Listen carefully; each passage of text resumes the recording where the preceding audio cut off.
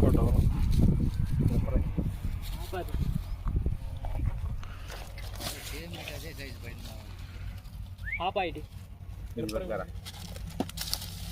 ఇదిగో లింక్ ఇదిగో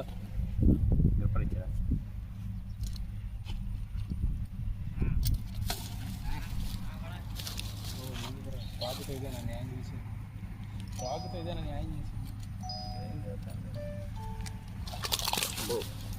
ఫాస్ట్ ఉంది ఆపాయి ఓకే అదిగో బయట అరే ఆపా చూపమ్మా ఆపే అరే ఇది బట్